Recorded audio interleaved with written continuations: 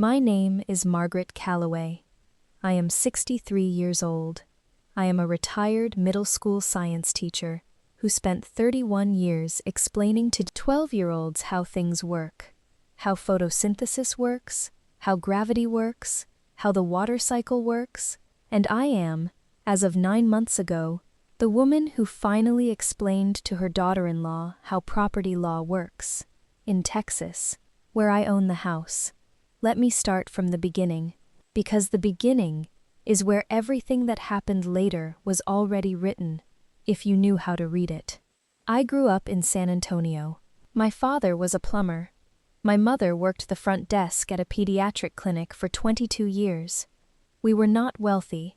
We were the kind of family that understood, in the specific, practical way of people who have watched what happens when money runs out, that a paid-off house is the closest thing to freedom a working person can own. My husband Gerald and I bought our house in the hill country outside San Antonio in 1989.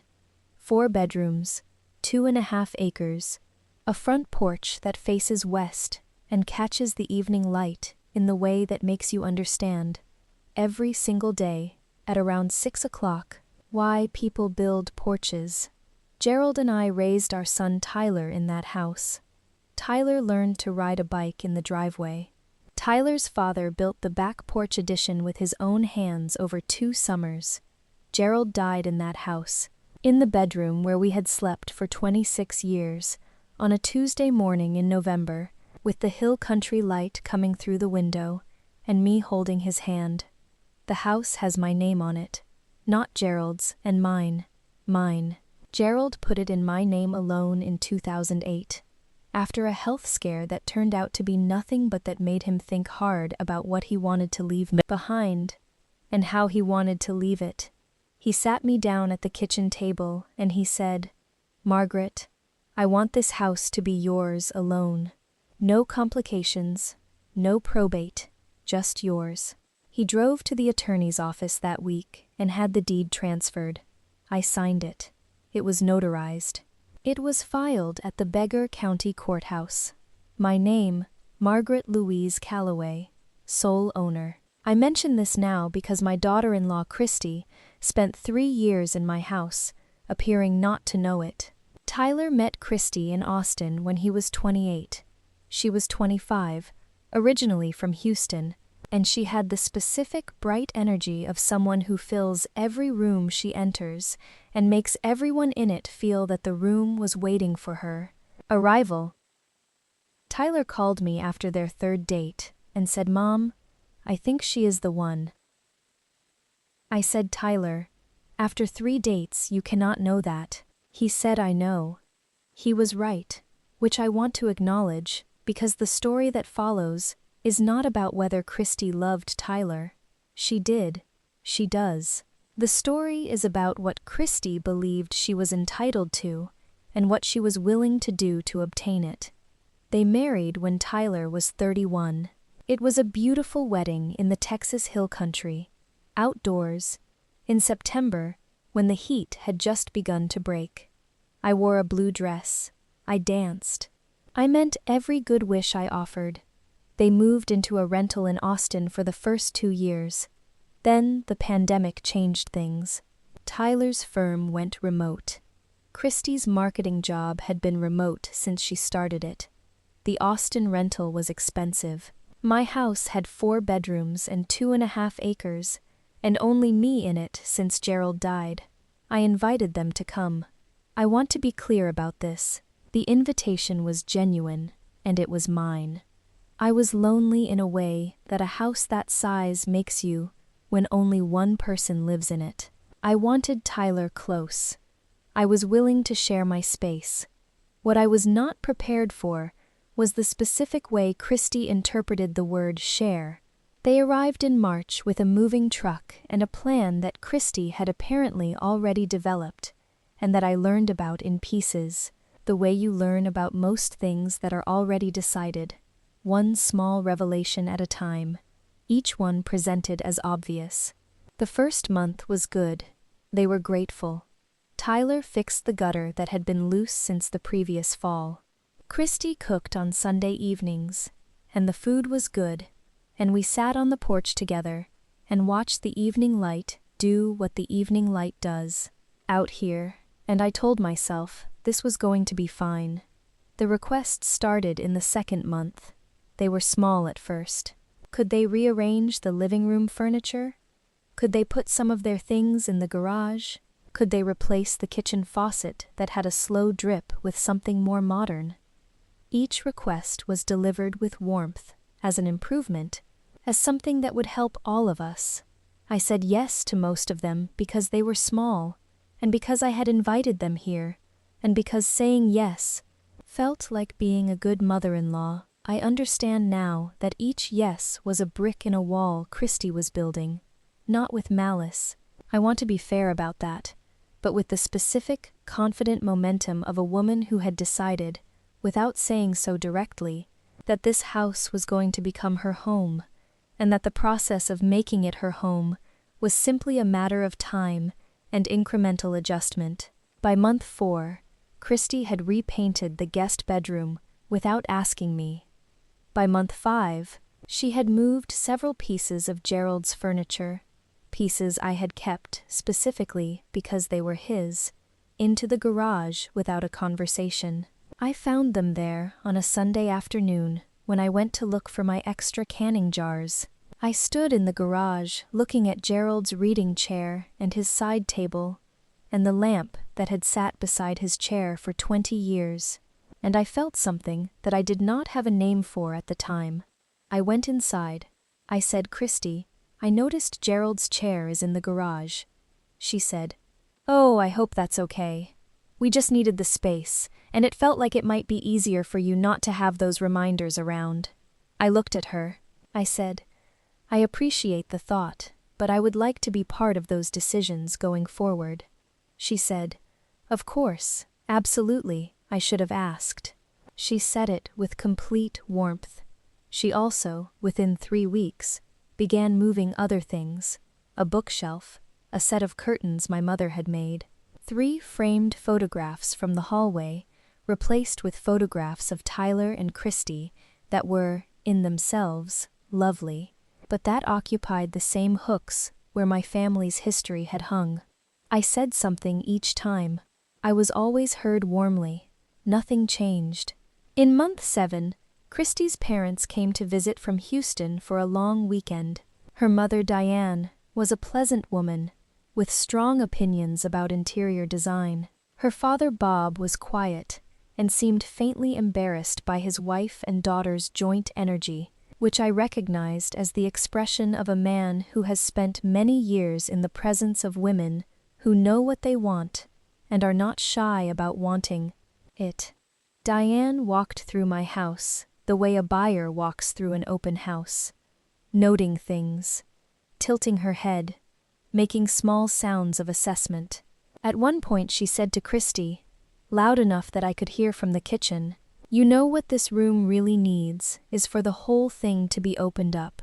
This wall here is not load-bearing." I was standing at the kitchen counter 8 feet away. I set down the glass I was holding. I did not say anything.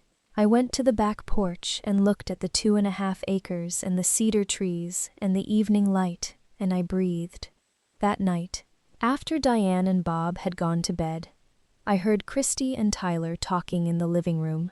I was not eavesdropping. The house is old and the walls carry sound in ways you learn to expect after 34 years. I heard Christy say, "Your mom is never going to use this place the way we could. We need to be thinking about the long term. Tyler, eventually this is going to be ours." I heard Tyler say something quiet that I could not make out.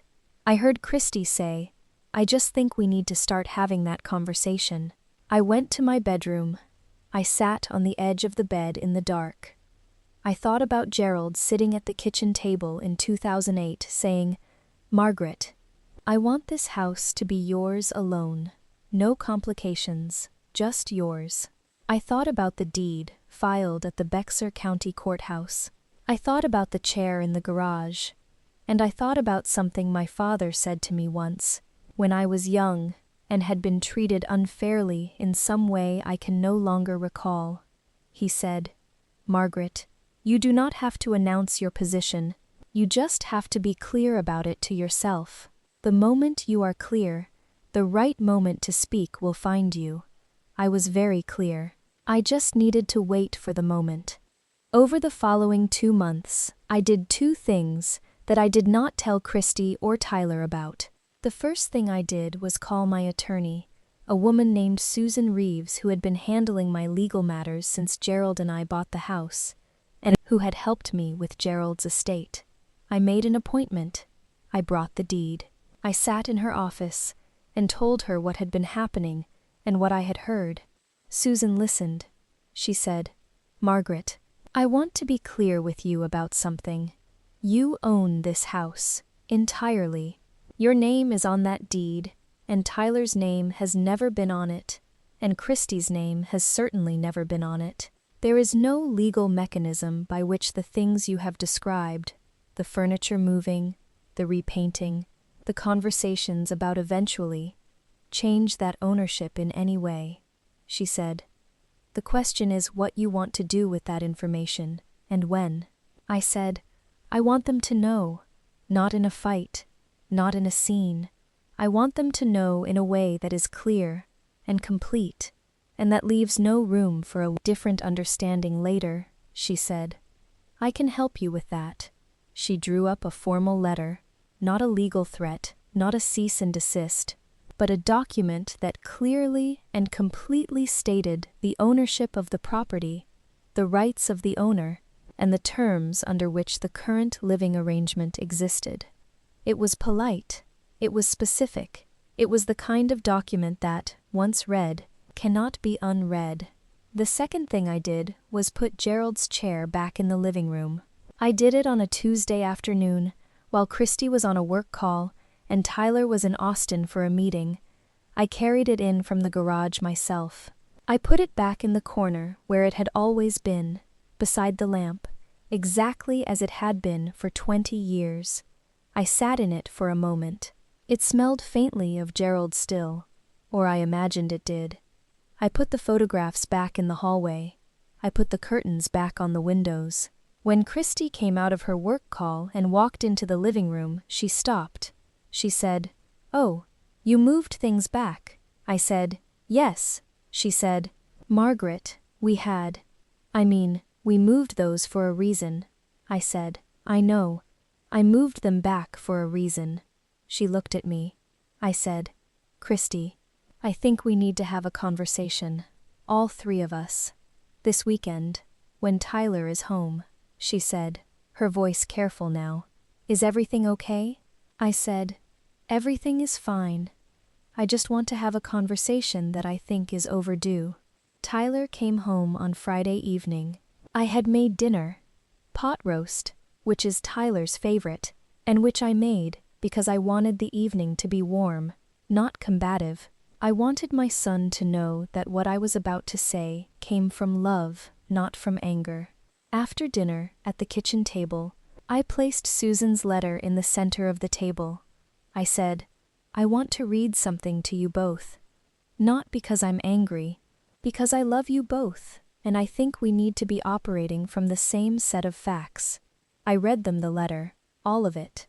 The ownership, the deed, the date it was transferred, the terms of their living arrangement as a guest arrangement, not a co-ownership. When I finished, the kitchen was quiet. Tyler looked at the letter. Then he looked at Christy. Christy's face had done something I had not seen it do before. The warmth was still there. Technically, but underneath it, something had shifted. The specific shift of a person whose plan has encountered a fact they did not account for. She said, "Margaret, I never meant to imply that I thought the house was mine." I said, "I know, and I'm not suggesting you did anything wrong, exactly. What I am saying is that I want to be clear, going forward, about what this house is and who it belongs to, so that we are all making decisions from the same place." Tyler said, "Mom, the chair, Gerald's chair." I said, "Yes." He said, "She had it put in the garage." I said, she did. Tyler looked at his wife. There was a long silence, the kind of silence that has a lot inside it. Christy said, "I was trying to make it feel like our home." I said, gently, "This is my home, sweetheart. You are welcome in it." Those are different things. I want to tell you what happened after that conversation, because after is where people always want to know, and where the story either becomes clean or becomes complicated. It became both. Christy and Tyler moved back to Austin 4 months later. It was their decision. I did not ask them to leave, but I did not ask them to stay either. Tyler found a house in a good neighborhood north of the city. I helped them with the down payment, which I offered freely because Tyler is my son, and because I could, and because generosity that is chosen is a different thing entirely from generosity that is assumed. Christy and I still have a relationship. It is not warm in the way it was in the beginning, when the warmth was partly performance and partly real, and I could not tell which was which. What it is now is honest. She knows where she stands. I know where I stand. We are civil at holidays. Tyler's children, when they come, will grow up knowing their grandmother's house, this house, my house, as a place where they are genuinely welcomed. Gerald's chair is in the living room. The photographs are on the hallway wall. The curtains my mother made are on the windows. The evening light still comes through the front porch at 6 o'clock, the way it always has, the way it did when Gerald and I first sat on this porch 34 years ago and understood why people build them. I want to tell you what I learned, because this story is not really about Christy. Christy is a young woman who wanted something and went after it in the way she knew how. I understand that. What I want to talk about is what I learned about myself. I learned that I had spent 3 years being the kind of woman who notices and says nothing, and that the noticing, without the saying, is its own form of participation.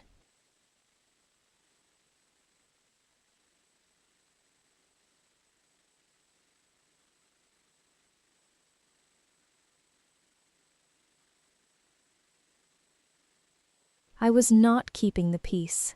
I was handing over a piece of the house 1 degree at a time. I learned that clarity is not cruelty. The letter I read at the dinner table was not a weapon. It was a fact. Facts stated clearly and kindly are not attacks. They are the foundation that a real relationship, one that can survive difficulty, one that is based on what is actually true, has to be built on. I learned that my father was right. I did not have to announce my position. I had to be clear about it to myself. The moment I was clear, the right moment found me. I am 63 years old. I have lived in this house for 34 years. I have put 31 years into the minds of children who needed someone to explain how things work. I have buried my husband in the county where I intend to be buried myself. This house has my name on it. It has always had my name on it. And now everyone in it knows it. That is the whole story. That is everything.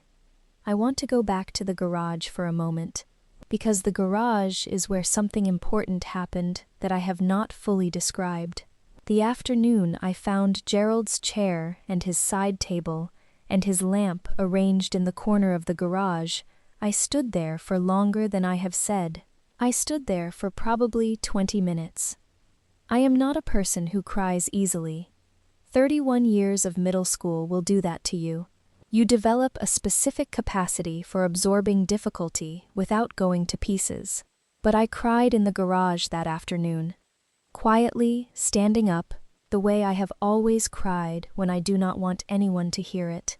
I was not crying because I was angry at Christy. I was crying because of what it felt like to see the objects of a person you loved treated as obstacles. Gerald's chair was not just a chair. It was the place where he read every evening for the last 15 years of his life.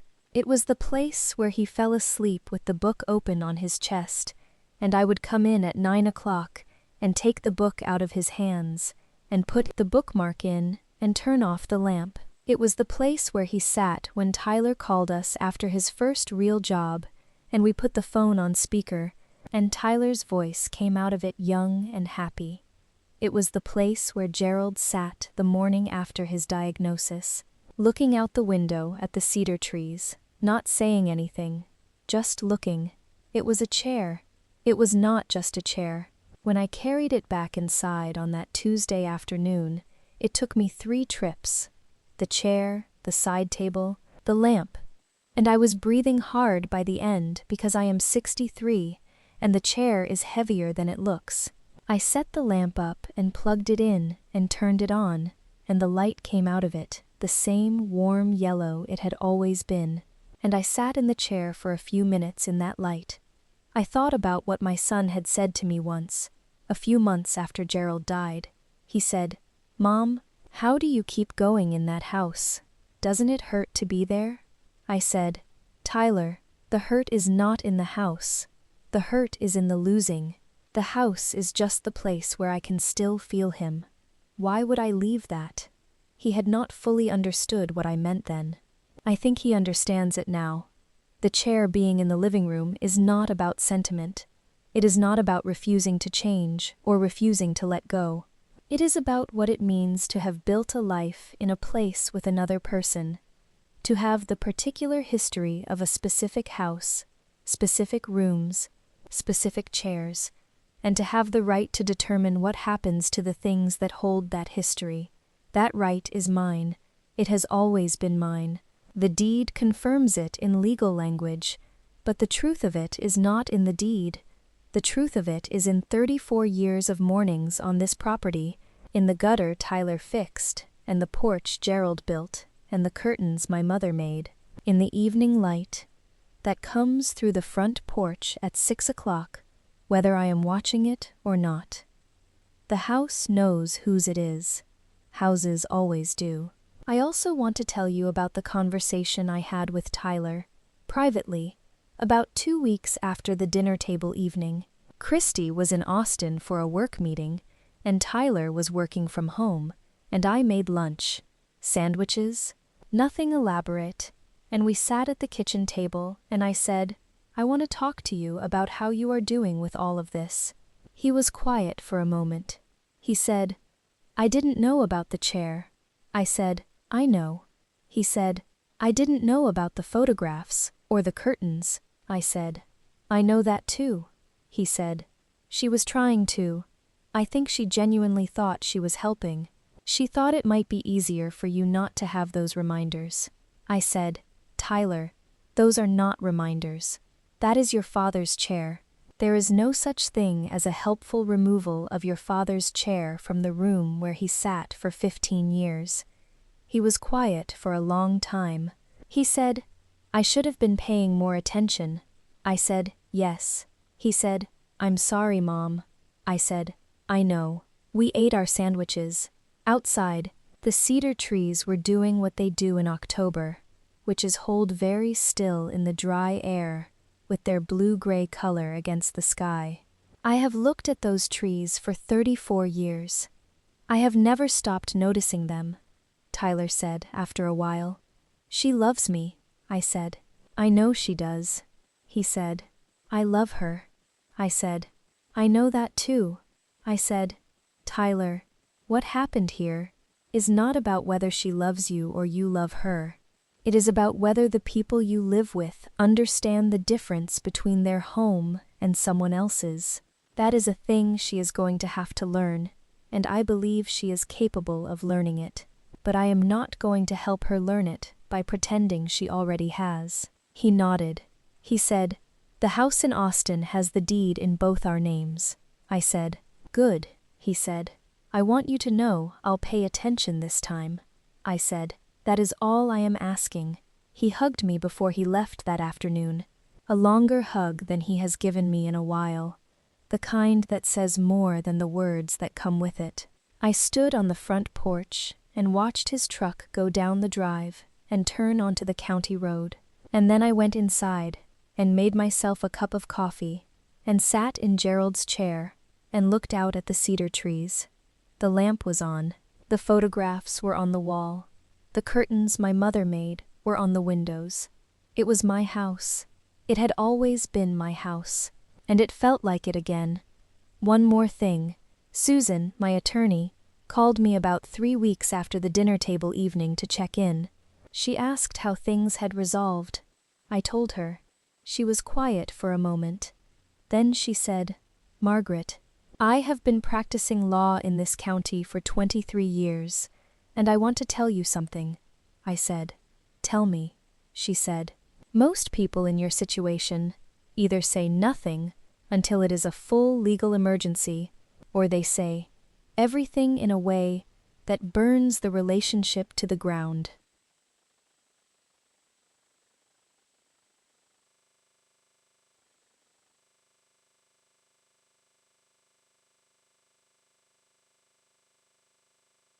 You said what was true with a letter instead of a fight. You kept your son. That is not common. I said, I had a good teacher. My father told me a long time ago that you do not have to announce your position. You just have to be clear about it to yourself. She said, "Smart man." I said, "He was a plumber from San Antonio who never went past high school. He was one of the smartest people I have ever known." I am Margaret Louise Calloway. I am 63 years old. I taught science for 31 years. I have lived in the Texas Hill Country for 34 years. My name is on the deed. My father's lesson is in my bones. My husband's chair is in the living room, and the evening light still comes through the front porch at 6 o'clock. The same as it always has, the same as it always will. That is the whole story. That is everything. I want to tell you something about the 9 months before all of this. The 9 months I spent noticing and saying nothing, because I think that is the part that most women watching this will recognize most clearly. When you are the mother-in-law, there is a specific pressure that comes with the role. Not from outside, exactly, from inside, from the expectation, absorbed somewhere across all the years of being a mother and a wife and a woman in the particular culture I grew up in, that keeping the peace is your job, that smoothing things over is your job, that swallowing the small thing so it does not become a big thing is your job. I am good at that job. I have always been good at it. 31 years of middle school required a significant capacity for absorbing difficulty without creating new difficulty, and I developed that capacity thoroughly. A 12-year-old who is rude to you in class is not a reason for a scene. A colleague who takes credit for your curriculum idea in a staff meeting is not a reason for a confrontation. You file it. You note it. You address it when the right moment arrives, in the right way. And in the meantime, you keep going. The problem, I have understood since, is that I applied the middle school teacher's patience to my own home.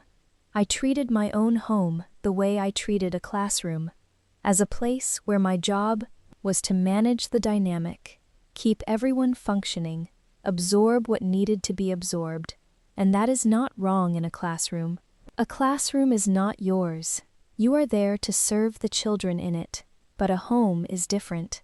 A home is yours, or it is supposed to be. I had spent 9 months managing the dynamic in my own home, absorbing what needed to be absorbed, keeping things smooth. And the result of 9 months of smoothing was that Gerald's chair was in the garage, and my mother's curtains were in a closet, and my family's photographs had been replaced on the wall of my own house. I want to be careful about how I say what I am about to say, because I do not want it to sound like a judgment of Christie. It is not. What I am saying is something about the mechanism. When we consistently absorb things we should not have to absorb, we do not keep the peace. We create the conditions for a larger disruption later. Every small yes I said when I should have said, "Let's talk about that first," was a step in a direction that ended at a dinner table with a letter about who owns what. If I had had that dinner table conversation in month 2, Not with a letter, just with the direct and unhurried truth. I do not think we would have arrived where we arrived. The letter was not what I wanted. The letter was what 9 months of swallowing required. I am not saying this to criticize myself. I am saying it because I believe it is useful. If you are watching this and you recognize the pattern, the small yes after small yes after small yes, the noting without the saying, the managing of the dynamic in a space that is supposed to be yours, I want you to know that the direct and unhurried truth, said early and kindly, is almost always better than the letter you end up writing 9 months later. Say the thing, say it gently, say it early. The relationship that can survive the early gentle truth is stronger than the one that requires 9 months of smoothing to hold together. That is what I know now. There is something else I want to tell you about the day Tyler and Christy drove away with the moving truck. I stood on the porch and watched them go. The truck was big. They had accumulated, in 18 months, more than a rental had contained, and the truck was stacked with it. Tyler drove. Christy sat on the passenger side.